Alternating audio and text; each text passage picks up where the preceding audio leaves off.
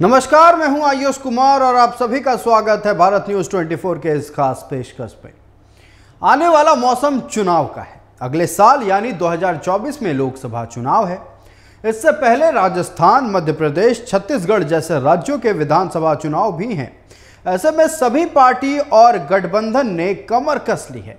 हालांकि साल 2024 के आम चुनाव को लेकर देश में राजनीतिक सरगर्मियां तेजी से बढ़ गई हैं। कल यानी 18 जुलाई को देश में दो बड़ी राजनीतिक बैठकें होंगी। एक कर्नाटक की राजधानी बेंगलुरु में विपक्षी दलों की बड़ी बैठक है, वहीं दूसरी बैठक राजधानी दिल्ली में एनडीए की होगी। इसके लिए विपक्षी दलों और बीजेपी के नेतृत्व वाली एनडीए दोनों खेमे में हलचल शुरू हो गई है। देखिए इस रिपोर्ट को। तू मुझे कबूल, मैं तुझे कबूल। बिहार से शुरू हुआ नया सियासी अध्याय। एनडीए दिल्ली में, बेंगलुरु में विपक्ष का महाजुटान। आम चुनाव 2024 का काउंटडाउन शुरू हो गया है। सियासत के चुनावी अखाड़े की बिसात बिछनी शुरू हो गई है। देश के उत्तरी और दक्षिणी छोर पर विपक्षी एकता और एनडीए की बैठक होने जा रही है। 18 जुलाई देश की दिशा और दशा तय करने का महत्वपूर्ण दिन माना जा रहा है। आम चुनावों में एक साल से भी कम का समय बचा है। सत्तारूढ़ राष्ट्रीय जनतांत्रिक गठबंधन यानी कि एनडीए और विपक्षी दल का नया महागठबंधन पीडीए अब 2024 के लोकसभा चुनावों के लिए अपनी रणनीतियों को अंतिम रूप देने में जुट गया है। बीजेपी अध्यक्ष जेपी नड्डा 18 जुलाई को नई दिल्ली में एनडीए की बैठक की अध्यक्षता करेंगे, जबकि कांग्रेस अध्यक्ष मल्लिकार्जुन खड़गे 18 जुलाई को बेंगलुरु में विपक्षी दलों की बैठक बुला चुके हैं। एनडीए और विपक्षी दल दोनों अगले साल के आम चुनावों से पहले संख्या बल बढ़ा रहे हैं। एनडीए को उम्मीद है कि लगभग 30 दल गठबंधन को समर्थन दोहराएंगे। साथ ही अपना कुनबा बढ़ाने के लिए अन्य दलों को भी आमंत्रण भेजा है। उधर 26 नए संख्या बल के साथ विपक्ष का फोकस आपसी मतभेदों को दूर करने पर होगा। 20 जुलाई से शुरू होने वाले संसद के मॉनसून सत्र से विपक्ष की यह दूसरी बड़ी बैठक बीजेपी के खिलाफ एकजुटता दिखाने के अलावा कई मायनों में बेहद अहम है। महागठबंधन में टूट का फायदा लेने में बीजेपी पीछे नहीं हट रही है। बीजेपी बिहार में जेडीयू का विकल्प तलाशने की भी कोशिश कर रही है। यही वजह है कि लोक जनशक्ति पार्टी के चिराग पासवान, हिंदुस्तानी आवाम मोर्चा के जीतन राम मांझी को बैठक में आमंत्रित किया गया है। अच्छा, महागठबंधन में ऐसे ऐसे लोग हैं जिनको एक भी एमपी नहीं है। 17 सीट हम दिए थे, 17 सीट पर लड़ेंगे भी चुनाव में। अब वैसे लोग बोलते हैं कि हम डर गए हैं, तो उनको मुबारक हो, इसी सोच को रखें। आने वाले दिनों में जिस तरह राजनीतिक कार्यकर्ता पर, भारतीय जनता पार्टी के कार्यकर्ता पर लाठी और गैस चलवाए हैं, अश्रु गैस, अब बिहार के जनता की जब लाठी लगेगी तो इनको औकात पता चल जाएगा। इधर विपक्षी दल एकता बनाने और बीजेपी के खिलाफ संयुक्त मोर्चा पेश करने की कोशिश कर रहे हैं। एक महीने में विपक्षी दलों की यह दूसरी बैठक होगी। विपक्षी दल अपने मतभेदों को दूर करने और नरेंद्र मोदी सरकार के खिलाफ एकजुट अभियान शुरू करने की कोशिश कर रहे हैं। विपक्षी एकता का पहला प्रयास पिछले महीने किया गया था, जब बिहार के मुख्यमंत्री ने 23 जून को पटना में एक बैठक बुलाई थी। तो देखिए, हमारी तरफ से सिर्फ प्रयास शुरू हुए हैं एक बड़ा गठबंधन बनाने के लिए, ताकि वो सरकार जो चीन के सामने घुटने टेककर पवित्र भारत भूमि चीन को सौंप चुकी है, उसको सत्ता से हटाया जाए। तो हालत इनकी इतनी खराब हो गई है कि तमाम छोटे मोटे दलों को पकड़ते फिर रहे हैं। हमारे साथ आ जाओ, हमारे साथ आ जाओ। कल तक जिन लोगों को दम पानी पी पी के गली आते थे, आज सबसे गठबंधन कर रहे हैं। देश की गद्दी पर बादशाहत अपनी कायम करने के लिए एनडीए पुरजोर कोशिश कर रही है। वहीं विपक्षी एकता भी गद्दी हथियाने में कोई कसर छोड़ना नहीं चाह रही है। 18 जुलाई के बाद ही पता चल पाएगा कि दोनों गठबंधन में कौन कितना पानी में है। सहयोगी बाबर अली के साथ मनोज नारायण सिंह, भारत न्यूज 24, पटना। इधर दोनों खेमा यानी कि एनडीए और इधर पीडीए दोनों अपनी तैयारियां शुरू कर चुका है। एक तरफ जहां 26 दल के साथ विपक्षी एकजुटता की बैठक 18 जुलाई को बेंगलुरु में होने वाली है, दूसरी तरफ एनडीए की बैठक देश की राजधानी दिल्ली में होने वाली है। इन्हें सब मुद्दों पर राजनीतिक सरगर्मी देश में तेज हो गई। एक तरफ एनडीए के नेता हैं जो कोई भी कसर नहीं छोड़ रहे हैं विपक्षी दलों के नेताओं को घेरने के लिए। वहीं विपक्षी नेता सीधे तौर पर पिछले 9 सालों के कार्यकाल पर सरकार पर सवाल उठाती नजर आ रही है। हमारे साथ हमारे सहयोगी पटना से राजीव लगातार बने हुए हैं। राजीव, हम जो देख रहे हैं, हम जो तस्वीरें देख रहे हैं पटना से निकलकर सामने आई थी 23 जून को, अब वो तस्वीरें और भी बड़ी होती नजर आ रही हैं। अगर हम विपक्षी एकजुटता की बात करें, जो संख्या बल 16 थी, इस बार 26 होती नजर आ रही है। और साथ ही साथ हमारे एडिटर राकेश लगातार रांची से बने हुए हैं, हम दोनों से चर्चा करेंगे। पहले हम राजीव के पास जाना चाहेंगे। राजीव, चिराग पासवान पर हम आज ही चर्चा कर रहे थे। चिराग पासवान ने एनडीए का दामन थाम लिया है। अब सीधे तौर पर वो चाहते हैं कि सीट बंटवारे को लेकर एनडीए में अंतिम मुहर लग जाए। पूरी जानकारी आप दर्शकों तक पहुंचाएं।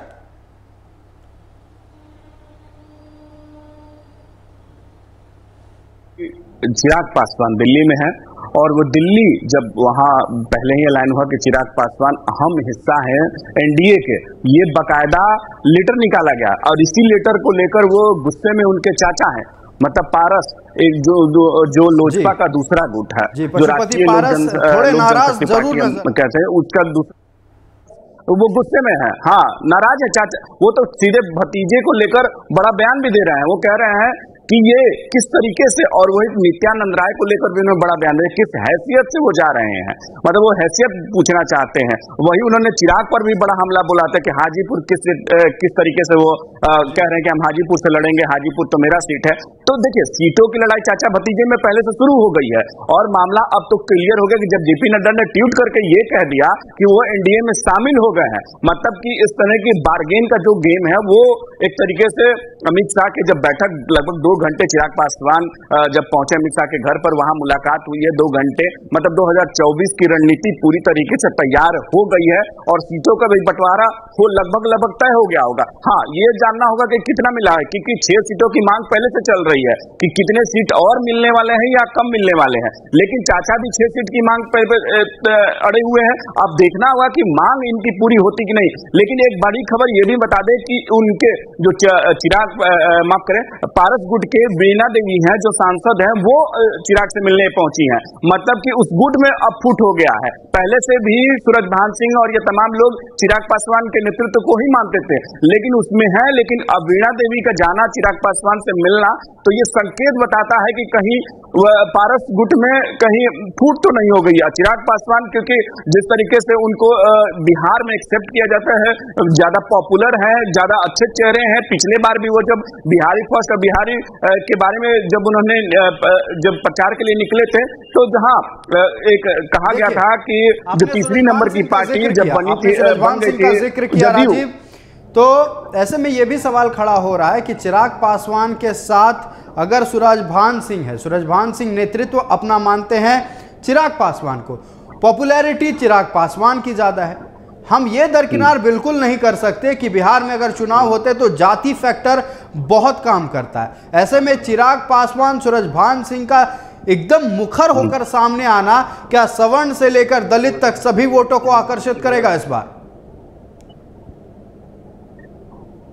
देखिए, आकर्षण की जिस तरीके से सूरजभान सिंह का जैसे रहा है उन इलाकों में, जिन इलाकों में वो चुनाव लड़ते हैं और जिन उनकी पत्नी भी लड़ती हैं, देखिए एक प्रभाव तो है। और चिराग पासवान को लेकर 2000 जब चुनाव इससे पिछले विधानसभा चुनाव हुए थे, उसमें आपको देखने को मिला था कि चिराग पासवान बहुत जगह विधानसभा सीट में टक्कर देते नजर आ रहे थे और तीसरी नंबर की पार्टी बन गई थी जदयू। और वही आरोप लगाया था कि एनडीए में ये बीजेपी के कहने पर चिराग पासवान ने ऐसा किया था। साफ तौर पर ये बार बार उनके पार्टी की तरफ से आरोप लगाया गया। जब 43 पे पहुंच गए और वही 77 पे हो गया बीजेपी, तो इसको लेकर कहीं ना कहीं बीजेपी और जदयू में ही एक दूसरे में दो फाड़ नजर आ रहा था। लेकिन तब भी सरकार बनी, साथ में रहे, चिराग पासवान बाहर हो गए और उसी बाहर के क्रम में जदयू ने एक आरोप लगाते हैं चिराग पासवान की उनके ही मतलब नीतीश कुमार के द्वारा हमारी पार्टी जो हमारे परिवार की दो फाड़ हो गई थी। तो राजीव, आपको रोकना चाहेंगे, हम अपने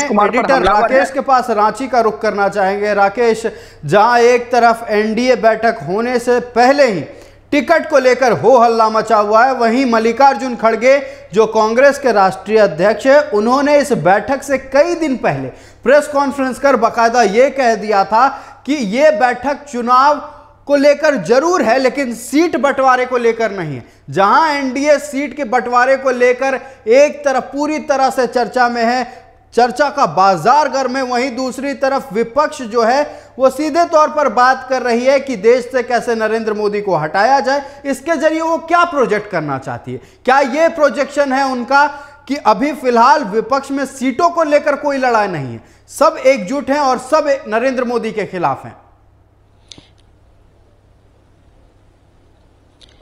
देखिए, ये एक बड़ा सवाल होगा। खास करके वर्तमान परिवेश की बात की जाए तो निश्चित तौर पे कहा जा सकता है कि इस बैठक से तमाम उम्मीदें हैं लोगों की, खास करके उन राजनीतिक दल के लोगों की जो एकजुट होकर एक साथ मोदी के खिलाफ कहीं न कहीं मुहिम चलाकर उन्हें गद्दी से हटाने की कोशिश कर सकते हैं। तो ऐसे में इस बैठक पर तमाम लोगों की भी निगाहें हैं और तमाम राजनीतिक दल के लोगों को भी कहीं न कहीं एक बार फिर से इस दिशा में बातचीत चल रही है कि आखिर किस तरीके से नरेंद्र मोदी को हटाने के लिए एकजुट होने की जरूरत महसूस की जा रही है। जिस तरीके से की बैठक होने वाली है उसमें तमाम चीजें चल रही हैं और खास करके जितनी भी पार्टियां जमा हो रही हैं उसमें सिर्फ एक एजेंडा है कि किस तरीके से वर्तमान जो परिवेश है, वर्तमान जो हालात है देश के, उसमें एकजुटता कैसे बरकरार रखी जाए और साथ साथ मोदी को हटाने के लिए क्या क्या काम किए जा सकते हैं, किस मुद्दे को लेकर चला जा सकता है और सभी जगहों पे पूरे देश भर में एक ही मुद्दा, इसी तरह का मुद्दा अपनाया जाए और उसी मुद्दे को लेकर अगले चुनाव की तैयारी की जाए। तो कल की बैठक पर सभी लोगों की निगाहें होंगी और हो सकता है कि इस बैठक में जरूर चर्चा होगी कि किस तरीके से सारी चीजें चल सकती हैं, कि जितनी पार्टियां उनके साथ जुड़ रही हैं उसमें सभी दलों की अपेक्षा होगी कि अपने अपने इलाके में जो उनका पुराना सीट रहा है या फिर जहां पर उनकी पकड़ रही है वहां सीटों दिख रही थी।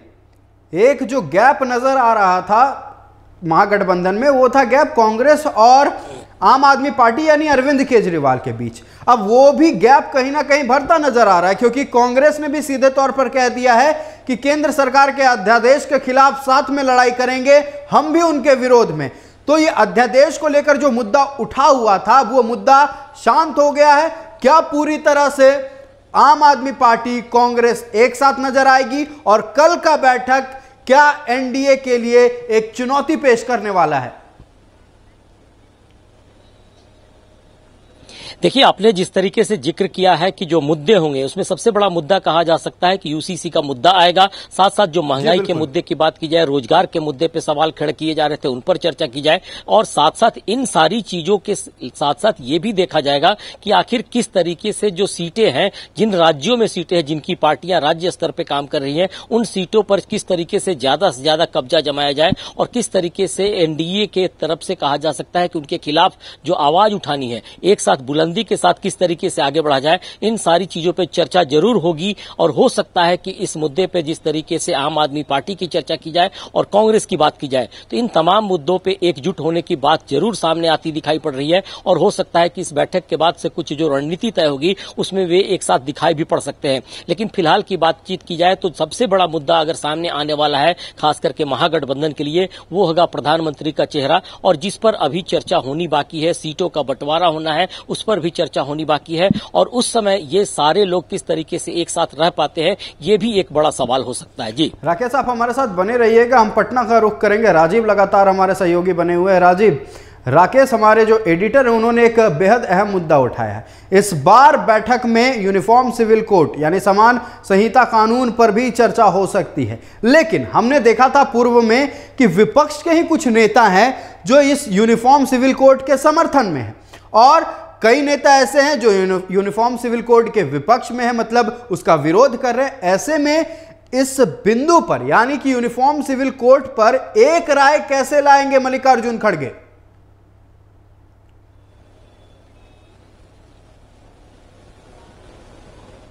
अलग अलग विपक्ष पार्टियों में ही समर्थन, जैसे केजरीवाल ने भी इसका समर्थन किया था, केसी त्यागी जदयू के हैं उन्होंने समर्थन किया था, लेकिन जदयू के जब बिहार में जो प्रवक्ता है चाहे उनके नेता हैं उसको लेकर अलग अलग बयानबाजी हो गई कि नहीं यूनिफॉर्म सिविल कोड देखा जाएगा क्या है क्या नहीं है। लेकिन जो यूनिफॉर्म सिविल कोड है, कांग्रेस अभी तक कोई स्पष्ट नहीं है इस पर क्या चर्चा है, क्योंकि अभी वो स्वरूप आया नहीं ना, उसके बारे में कोई जानकारी है। केवल ये है कि चर्चा यूनिफॉर्म सिविल कोड की है, उसका स्वरूप कैसा होगा, किस तरीके से आएगा, वो कैसे पेश होगा, ये सब चीज अभी केवल बातें करनी है। क्योंकि यूनिफॉर्म सिविल कोड ने केंद्र सरकार की तरफ से भले उसको कहा जा रहा है कि उनके बहुत नेता कह रहे हैं कि यूनिफॉर्म सिविल कोड लागू होना चाहिए, लेकिन उसका स्वरूप अभी किसी को पता नहीं है किस तरीके से आएगा।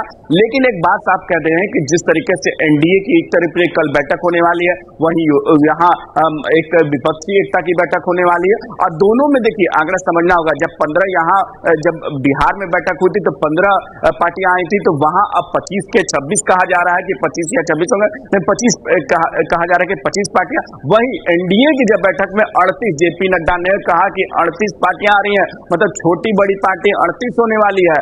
तो एक बात समर्थन उन्होंने खुलकर कहा कि 9 साल का काम सबको दिखेगा, और आगे जो प्रधानमंत्री बीजेपी की ओर से बार-बार ये आंकड़ा जो 38 का है, उन्होंने बार-बार 38 का आंकड़ा प्रोजेक्ट किया जा रहा है बीजेपी की ओर से। बार-बार हर एक मुद्दे पर, हर एक बिंदु पर, हर एक लाइन पर यह कहा जा रहा है कि हमारे इस बैठक में 38 पार्टी शामिल हो रहे हैं। तो इस संख्या बल से क्या शक्ति प्रदर्शन दिखाई जा रही है बीजेपी की ओर से? नहीं, देखिए समझना होगा, 38 अगर कह रही है तो वो क्यों कह रही है, क्योंकि छोटी छोटी जो पार्टियां हैं, हर एक जिले, हर एक राज्यों में छोटी छोटी पार्टियां, जातिगत पार्टियां हैं, हर एक राज्य में अपनी अपनी जाति में छोटी छोटी। अब चिराग पासवान का यहाँ अगर देख ले तो पासवान में है, यहाँ फिर अगर मुकेश सहनी की बात कर ले, अगर उनको लिया जाएगा तो सहनी समाज है, उपेंद्र कुशवाहा का देख लीजिए तो कुशवाहा समाज का। तो देखिए छोटी छोटी मांझी में अगर देख लेंगे, जितना मांझी है तो मांझी समाज का।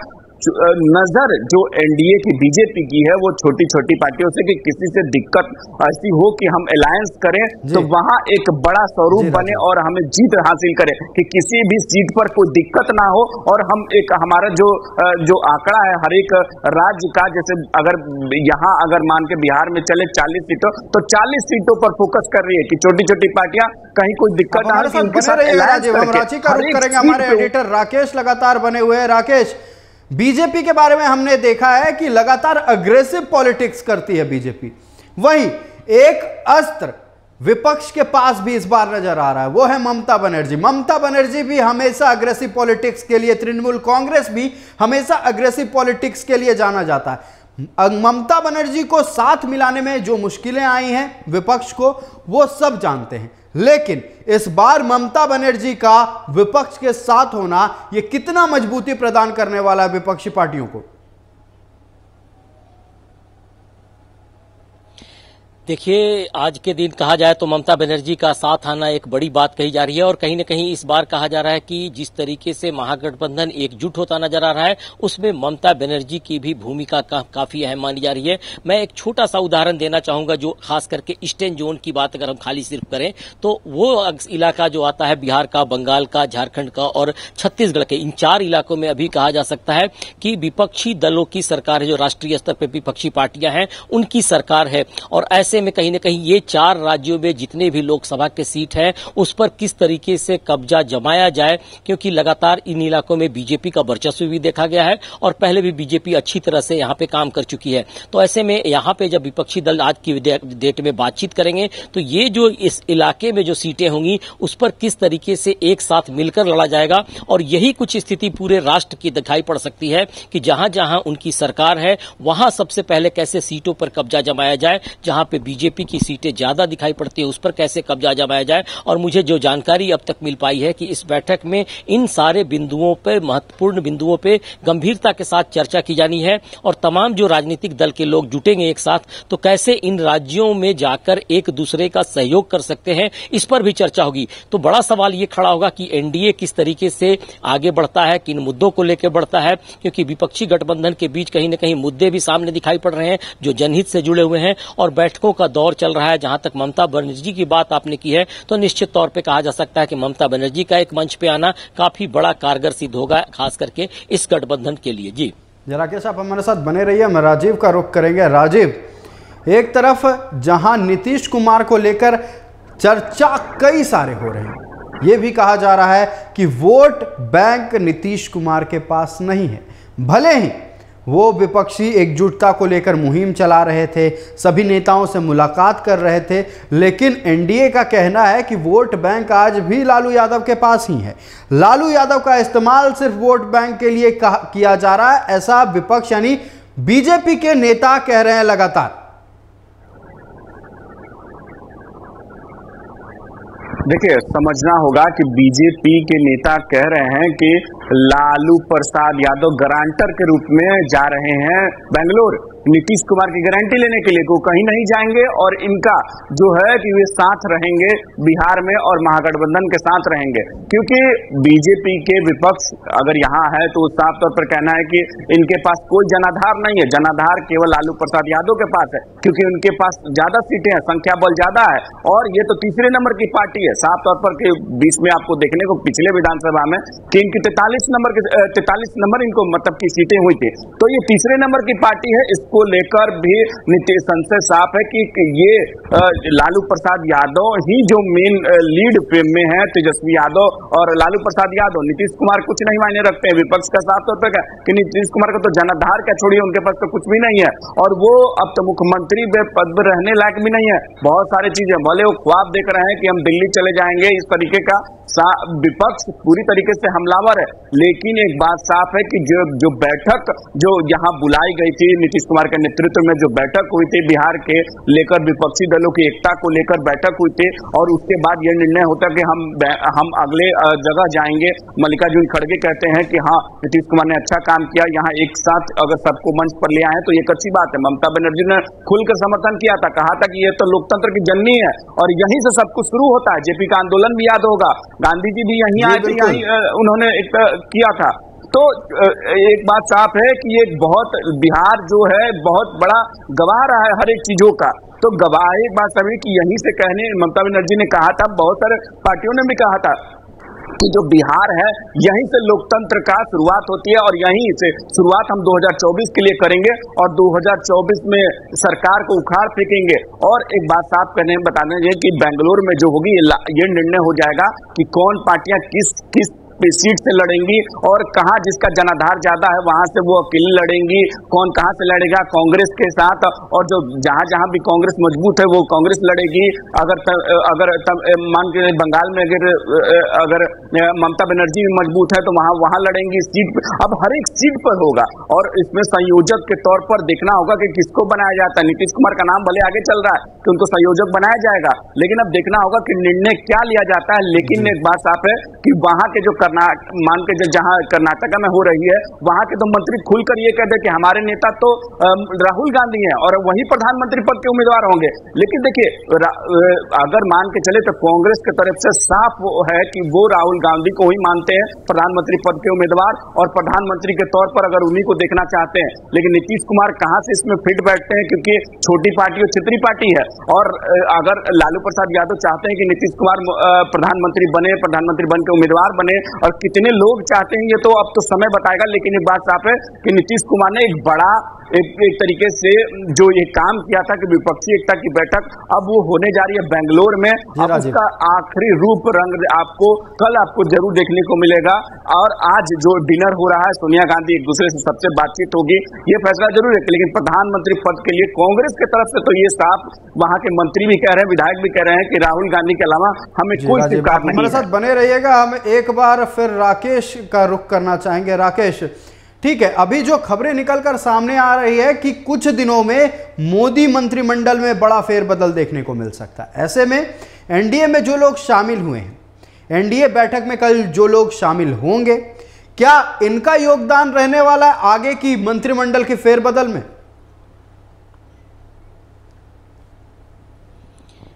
देखिए, ये जरूरी है, खास करके जिस तरीके से मंत्रिमंडल में फेरबदल की बात आ रही है, कई जगहों पे पदाधिकारियों में बदलाव किया जा रहा है, संगठन के नेतृत्व में बदलाव किया गया है। और ऐसे मौके पे जब 2 चुनाव होने हैं, खास करके कई जगहों पे राज्य में चुनाव होने हैं और लोकसभा के भी चुनाव होने हैं, तो इन सारे मुद्दों पे बातचीत की जा रही है कि किस तरीके से बड़े नेताओं को या उस इलाके के जनाधार वाले नेताओं को जिम्मेदारी दी जा सकती है, जिससे राज्य में और देश में तेजी से काम हो सके और सीटों में जब कब्जा जमाने की बात आए, जीतने की बात आए तो ज्यादा से ज्यादा सीटों पर कैसे कब्जा जमाया जा सकता है, जीता जा सकता है, इसका पूरा फॉर्मूला तैयार किया जा रहा है। और इसी फॉर्मूले के तहत एनडीए की भी बैठक होनी है। और जिस तरीके से इस बैठक की बात की जाए तो तमाम जब पार्टियां जमा हुई तो उसमें किस तरीके से अब जाकर देखा जाएगा कि उनके जुटने से, उनके एक साथ जमा होने से वोटों का प्रतिशत कितना बढ़ेगा और किस तरीके से सारी चीजों को अपने हक में किया जा सकेगा। तो ये सारी चीजें कहा जा सकता है कि एक बड़े आकलन की तरह और एक बड़े एनालिसिस के बाद, एक बड़े रिसर्च के बाद, और कहा जा सकता है कि जनता से फीडबैक लेने के बाद तमाम चीजों में बदलाव करने की संभावना दिखाई पड़ रही है। और हो सकता है कि जो बैठक होगी एनडीए की उसमें इन बिंदुओं पर भी चर्चा की जाएगी और साथ साथ ये भी कहा जाएगा कि किस तरीके से जमीनी स्तर के कार्यकर्ताओं को अब जोड़ा जाए तेजी से आगे वोट बैंक के तरफ ले जाकर के। और मुद्दों की बात की जाए कि कैसे जिन मुद्दों को लेकर सवाल खड़े होते हैं सरकार पे, उन मुद्दों को लेकर जनता के बीच कैसे काम किया जाए, इन सारी चीजों पे मंथन होना बाकी है। और हो सकता है कि इस बैठक में कई बड़े फैसले लिए जा सकते हैं, कई बड़े नामों पर चर्चा हो सकती है, चुनावी तैयारियां हो सकती हैं। और सबसे अहम बात कि जब यूपीए की बैठक होगी यानी महागठबंधन की जब बैठक होगी तो उसमें क्या कुछ निकल कर आता है, इसके बाद से फिर एक नए तरीके से सोचकर आगे की रणनीति दोनों तरफ से की जाएगी। तो अभी फिलहाल बैठकों का दौर है, बैठक के बाद तमाम चीजें सामने आएंगी। आपका तमाम जानकारी के लिए बहुत बहुत धन्यवाद। हमारे सहयोगी राजीव का भी धन्यवाद करना चाहेंगे। हम लगातार कवरेज दे रहे हैं, कवरेज अपने दर्शकों तक सारी बातें, सारे अपडेट्स बैठक को लेकर पहुंचा रहे। कल का दिन 18 जुलाई बेहद महत्वपूर्ण दिन होने वाला है भारत के राजनीतिक परिवेश से अगर देखा जाए तो। एक तरफ कर्नाटक में विपक्षी दल, एक तरफ दिल्ली में एनडीए गठबंधन। देखना यह होगा कि बैठकों में क्या कुछ निकलकर सामने आता है और आने वाले 250 दिन के अंदर जो लोकसभा चुनाव है, इस चुनाव में कौन सी पार्टी कौन सा हथकंडा अपनाती है, कौन सा राजनीतिक चाल